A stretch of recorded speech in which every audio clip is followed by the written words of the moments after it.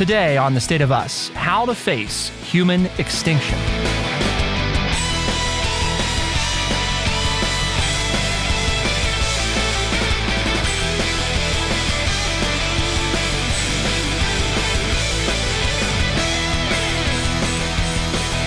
Welcome to The State of Us. I'm your host, Justin T. Weller. What if it's too late to save ourselves from the climate crisis? What does the Bible say about humans and our place in the world? And how do these topics relate? Well, that's exactly the focus of a new book called When Time is Short. And it's what we'll be talking about today. Lance Jackson is my co-host and educator of more than 35 years, your friendly redneck liberal, and he'll be introducing our guest. Well, I'm excited today because we get to talk to my favorite author in the 10 years we've been doing this show. He's the author of multiple books and a renowned religious scholar. Timothy Beal is a professor of religion at Case Western Reserve University, has authored numerous books, and has devoted his life to gaining and sharing a better understanding of religion and the Bible. Tim, thank you so much for joining us today. For those that don't know, Tim has joined us on more than one occasion. And one of our favorite books that we've ever had on the show is called The Rise and Fall of the Bible. And we would highly recommend that people go back, listen to that episode. In fact, we'll link it to this episode today so that if anybody wants to listen to that, they certainly can. But that's worth a read. And so is this new book that you have out as well. So your book, Tim, is entitled When Time is Short, Finding Our Way in the Anthropocene. The last part, particularly that word anthropocene, which I may even be saying wrong, what exactly are you talking about and why should it matter to our listeners? You said it just exactly right. I'd like this day marked down in history, Lance, if we can, please. Justin's grinning from ear to ear. He's like, I said a word correctly. So it's an important word in the book, and we talked about whether it should go in the subtitle, and we gambled a little that by the time the book came out that it would be a more familiar word in our mainstream culture, and it is, but it still takes some explaining sometimes. Nonetheless, I am going to put out there that I think it could very well be the word of the year in 2023 because it's an important word and an important concept. So the Anthropocene is the new era that our planet and we are in. It's the geological era that follows the Holocene. And it has that word anthro in it, which is related to anthropos, human. And because the Anthropocene is the first era in the history of the planet in which human behavior, human action is the main cause of biological, ecological change on our planet, what we call anthropogenic change, human-caused change. We are the main agents of change on the planet. This relates to the climate crisis that we're in, of course. And so it's important because we are now reaping the consequences of being part of the Anthropocene, of having changed our own world in ways that might make it ultimately inhospitable to us, that, we might actually wear out our welcome on the planet. And when the Anthropocene started is really a matter of debate, but most argue that it probably officially began in the middle of the 20th century with what is called the Great Acceleration. And if you just sort of Google image search that phrase, Great Acceleration, what you'll find are a whole bunch of graphs that show this exponential growth in all kinds of different measures right around the middle of the 20th century, right around the time of nuclear testing, of the atomic bomb, and the end of World War II. And so exponential growth in population, exponential growth in urbanization, exponential growth in how much concrete is in the world, how much nitrogen is in the world, how much radiation is in the world, how many McDonald's there are in the world. All of these grow exponentially. It's just this rapid rising curve at that point. And that's when most scholars argue is the beginning of the Anthropocene. But as your daughter said when she was 4, right, all of this one day will be gone. If I paraphrasing that part of the book. I mean, because to most of us, we forget, or we don't realize that this earth has been through an awful lot long before we as humans got here, because we have, and you talk about this in the book, you dedicate a large portion of it to discussing this idea or this notion of human exceptionalism. And it's really important to me, I think, is when we understand this, because how does it come to pass that we as humans believe that, as to use your phrase, we can science our way out of anything? I mean, because when you think about it and you study geology and science, it's like, wow, this earth has been through a whole lot, and we as humans have been here just a minuscule amount of time compared to the age of the earth. Yet we go around thinking, well, this is a problem. Well, we'll fix it. We have science. We have intelligence. How did we get to that point to where, because I mean, I'm sure the early humans and hominids didn't feel that way at all, because they were just trying to survive. So how did we get to this idea that we as humans can control what I like to call Mother Nature? Mm-hmm, mm-hmm. Yeah, I spend a lot of time in the book talking about this, this idea of our faith in what I call human exceptionalism, this idea that we as humans are somehow exceptional to the rest of creation, accepted from the laws of nature that govern all other creatures and plants and everything else on this planet. And, human exceptionalism, I think, is really a thinly veiled theology. It's a really bad theology of what it means to be human, but it's rooted, and again, this is something that we spend quite a lot of time on in the book. It's rooted in certain verses in the Bible and certain Christian ideas that assert that we as humans, were created in God's image to sort of be like gods over the rest of creation, to subdue and have dominion and to fill the earth, and that the rest of creation is really just this kind of stage on which we're going to play out our story. It's all there for us. And God sort of blesses us to go and be like gods over everything. And, for us not to do that would almost be like, rejecting God's gift or not being responsible with the blessing that God charged us with. And so that's, it's there in early modernism, that basic Christian theology of godlike dominion, that we humans are godlike sovereigns over the rest of creation. But it finds its way into the history of capitalism and Western colonialism, and all of that in a kind of secularized form. And that's why I like that to think of it as human exceptionalism.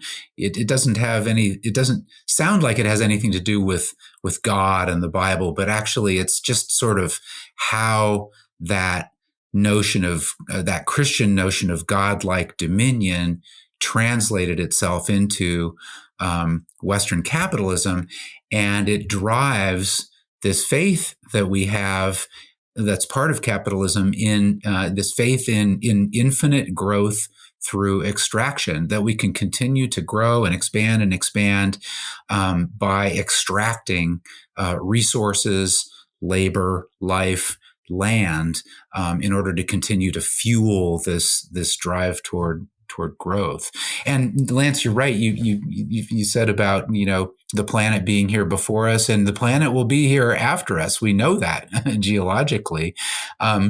It's kind of arrogant, this language that we sometimes use about saving the planet, because the planet will be fine without us, maybe better off without us. And the truth is that lots of other kinds of life will continue to thrive after us, without us, in the anthropocenic world that we have helped create, even though we can't survive in it. And from a kind of a religious or spiritual perspective, I think there's something really wonderful to reflect on in that too. That there's a kind of wonder, and it might even be a religious wonder, in imagining a beautiful world without us, a beautiful sunset or flood or storm without us. In many ways, it feels like Christianity today lacks a sense of humility. And part of what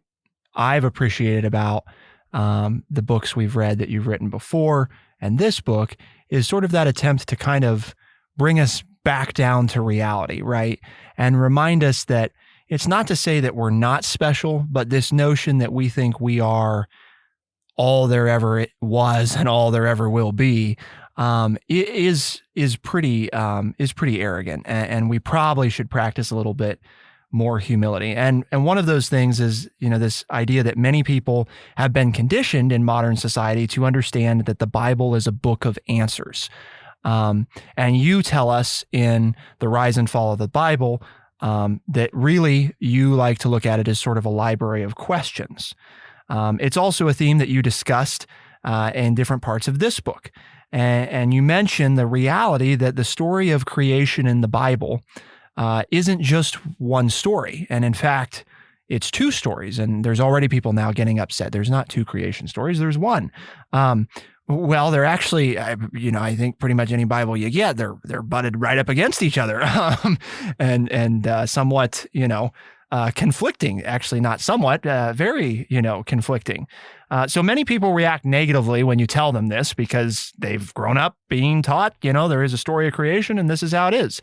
So can you share a story with us about when that became clear to you? How visceral, people can react to this, and what did you learn from that experience? Yeah, you're absolutely right that I've, after us, without us, in the anthropocenic world that we have helped create, even though we can't survive in it. And from a kind of a religious or spiritual perspective, I think there's something really wonderful to reflect on in that too. That there's a kind of wonder, and it might even be a religious wonder, in imagining a beautiful world without us, a beautiful sunset or flood or storm without us. In many ways, it feels like Christianity today lacks a sense of humility. And part of what I've appreciated about the books we've read that you've written before and this book is sort of that attempt to kind of bring us back down to reality, right? And remind us that it's not to say that we're not special, but this notion that we think we are all there ever was and all there ever will be is pretty arrogant, and we probably should practice a little bit more humility. And one of those things is, this idea that many people have been conditioned in modern society to understand that the Bible is a book of answers. And you tell us in The Rise and Fall of the Bible that really you like to look at it as sort of a library of questions. It's also a theme that you discussed in different parts of this book. And you mentioned the reality that the story of creation in the Bible isn't just one story. And in fact, it's two stories. And there's already people now getting upset. There's not two creation stories, there's one. Well, they're actually, I think pretty much any Bible you get, they're butted right up against each other, and somewhat, conflicting. Actually, not somewhat, very, conflicting. So many people react negatively when you tell them this because they've grown up being taught, there is a story of creation and this is how it is. So can you share a story with us about when that became clear to you? How visceral, people can react to this, and what did you learn from that experience? Yeah, you're absolutely right that for many people, I think there is this idea of the Bible as a book of answers, as the book that God wrote. God's the author and God's the voice throughout it. And it says the same thing and it's consistent with itself because, it's a single authored book, when in fact it's not that at all. It's a library. It's a collection of different texts that come from lots of different times and places, that reflect and express very different understandings of the world, understandings of God, understandings of what it means to be human. And that's a lot of what I really care about in my own writing and in my own teaching, is to free people from that really reductionistic idea of the Bible, and to invite them into a richer encounter with this polyvocal library of questions that is just so wonderful. I love this literature for what it opens up, and in the book, it's for me a tremendous resource for finding hope on the horizon of a finite human future. But you asked about an early personal experience, so of that sort of happening for me. And I grew up in a conservative evangelical home in Alaska, where I think those ideas of the Bible were there, of the Bible as a kind of book of answers. Certainly the culture and the church that I was part of really thought that way. And the story I'm going to tell has nothing to do with the Anthropocene that I can think of anyway, but it was a really formative one for me. So my parents were leaders in an organization called Young Life, which is one of these parachurch evangelical Christian groups that ministers to high school, mostly high school youth groups, who would meet in our home, and they'd do Bible study and play crazy games and all that kind of stuff. And we were moving from Oregon to Alaska, from Portland, Oregon, up to Anchorage, Alaska, and it was the last night of the youth group, the Young Life meeting in our home with my parents. And I was a little kid, but all these high school people were there, and they were crying and sad that, that my folks were moving. And they gave my folks as a gift the double album Jesus Christ Superstar. So now roughly this is like the late 70s or the mid 70s, and mid 70s, and they, gratefully received the gift, and the kids all left crying and giving hugs and stuff. And then my folks sort of said to each other, they don't realize they meant well, but they didn't realize that this record is sacrilegious, right? Because, there were, ideas out there that maybe it suggested that Jesus was in a relationship with Mary Magdalene, and there were other aspects of it that were controversial at the time. Well, and then they just tucked it in a box somewhere. And then after they left, later on, when I was by myself, I went and found that box and grabbed the record and brought it upstairs to my bedroom, where I had the old hi-fi that my folks had gotten rid of when they got the newer, better hi-fi upstairs. And I wore out that album listening to it. Especially side 3, if anybody knows, but that's the side that has all the kind of tormented struggles of Judas in relation to Jesus on it. These very, very powerful tracks. The vocalist is a guy named Morris Head, and he opened up a different way of thinking about the Bible. And partly it was because when I went back then to look at these gospel stories, thinking about Morris Head in this kind of tormented, deep, deep loving friendship with Jesus, and betraying him in this way that was just so fraught and painful. And then you go and you look in the Gospels, and you see that there are actually 2 Judases, just like there are actually more than 2 creation stories, but there are 2 Judases. There's the Judas of the Gospel of Luke and Acts, who betrays Jesus and then takes the money that he's given as a ransom, and goes and buys himself some land, and he's out on the land and he trips on a rock and he guts himself and dies. So that's like the bad Judas, the bad betrayer Judas, and he gets punished by God. But in the Gospel of Matthew, it's much more fraught and painful. And Judas betrays Jesus because he believes Jesus is going in the wrong direction. And then once he realizes what he's done, when he's paid, he throws the money away and he goes and he hangs himself in torment about it. And that just sort of cracked open this realization that's everywhere in the Bible, that there's almost never just one version of anything. And it just kind of opened it in a different way for me. And it sent me back to the Bible in a way, I guess, looking for different voices and different perspectives, and also not trusting those who were trying to sell that idea of the Bible as a kind of univocal book that God wrote, a book of answers.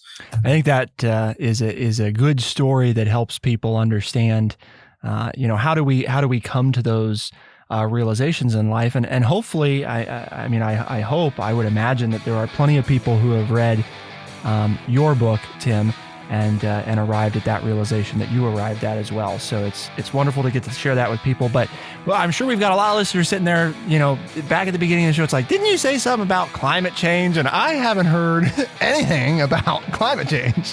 What has any of that got to do with any of what you guys are talking about? Well, you're going to find out. Keep it here on The State of Us. We'll be right back.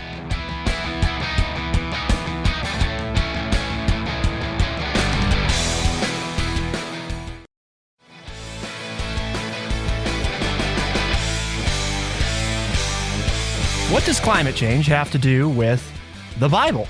And what does it have to do with the Anthropocene? And what does it have to do with, Timothy Beal? Well, we're going to talk about that now. It's been great so far. He's the author of a new book, When Time is Short, Finding Our Way in the Anthropocene.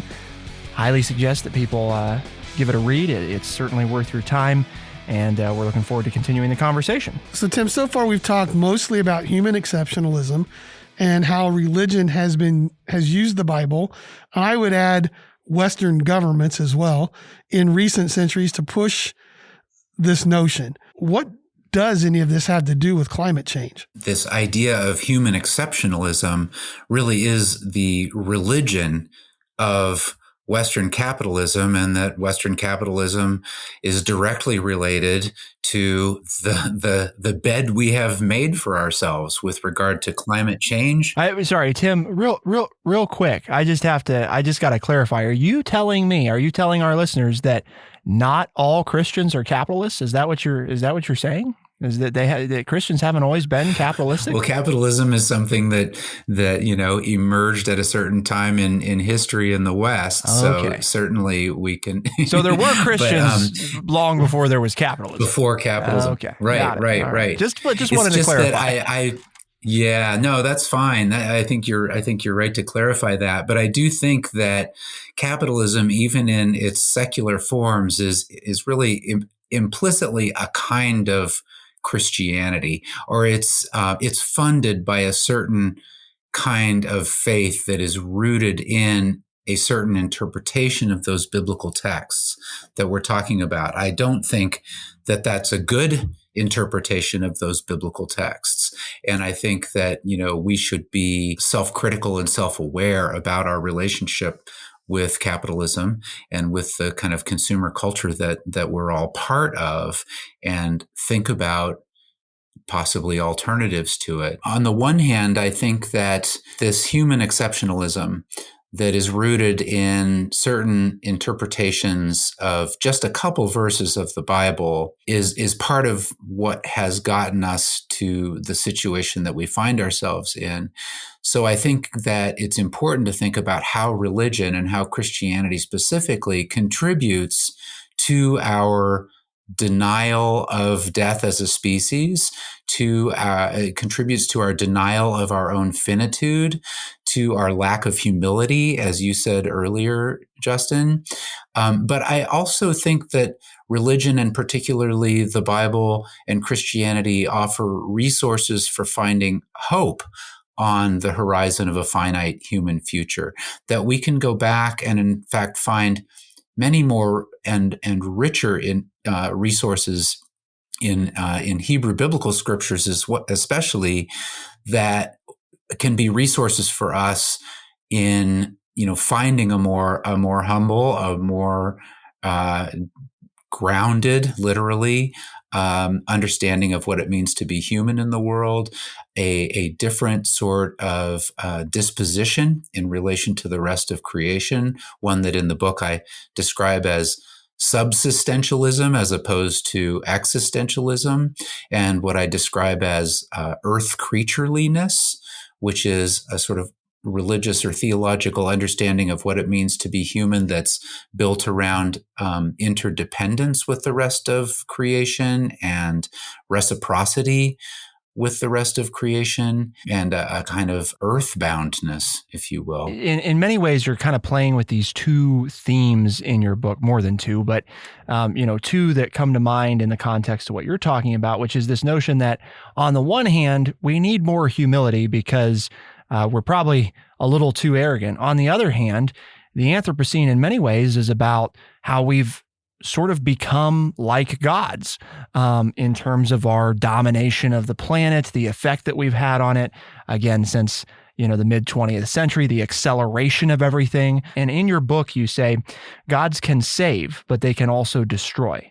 They can transcend, but they can also descend and incend, bringing the rest of creation down and flows with them. What does the Bible tell us about our place in the world and our connection to nature? Yeah, I think that when we read these biblical traditions closely and realize just how tiny those other couple of verses about dominion are in relation to the rest of the biblical literature, that what we begin to discover is what I call earth creatureliness, this understanding of what it means to be human in relation to interdependence and interconnection with the rest of creation, that there are lots of resources in biblical tradition to develop that.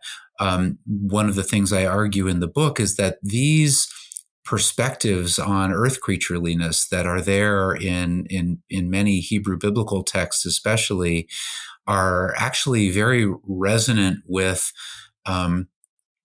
spiritual perspectives and understandings that we identify today with many different indigenous religious cultures. And I do believe that these are traces of the indigenous religious cultures that are at the roots of Hebrew biblical tradition. These traditions come out of cultures that were rooted and connected with particular places and lands, and understood themselves as, and the humans there understood themselves as interdependent with the rest of creation.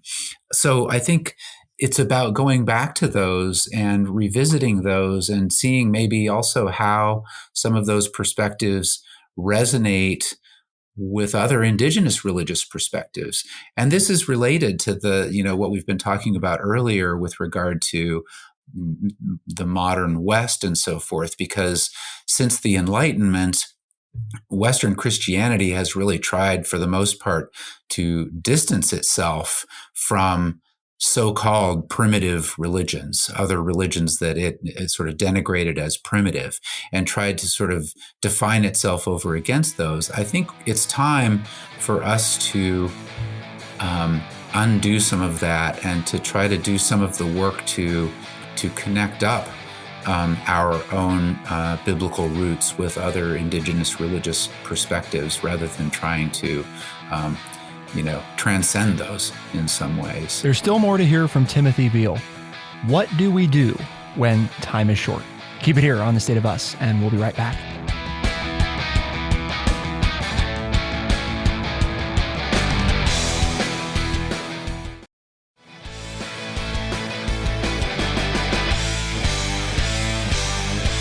We've talked a lot about some climate change and nature components so far in terms of how they integrate into the Bible, and also this book specifically, our place in the Anthropocene, and how all these items connect. Tim, I love that last answer as we went to break, because that's what I was thinking as I was reading the book. It's like you finally pointed out that there are some older biblical verses that tie into Native Americans or some of the African tribes, nations that I read about in National Geographic, where they're one with nature, and they put the earth and the land and the animals on an even keel with them so that everything can stay in a good vibe, I guess is the, that, and it's just right.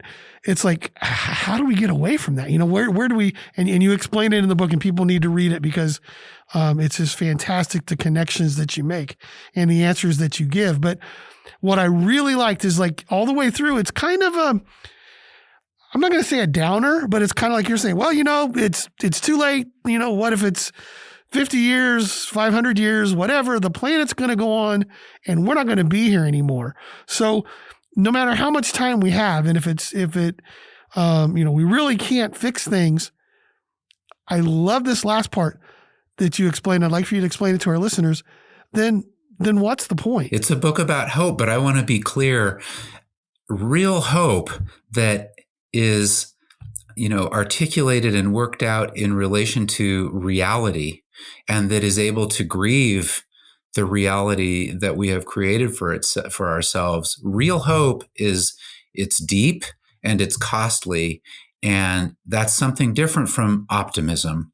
I'm struck sometimes in conversations with people when I tell them, well, this is not a before it's too late book, but it's a what if it's already too late book. And I'll often get the response, well, I just choose to be optimistic. And I think, what does that mean? That just means I'm not going to think about this. But that kind of optimism, if hope is deep and it takes work, then optimism is shallow and it's cheap, and it very quickly and very easily slides into despair. And I want to talk about hope. I'm fascinated that for some people, I think hope has to be forever. Hope has to be somehow like in perpetuity.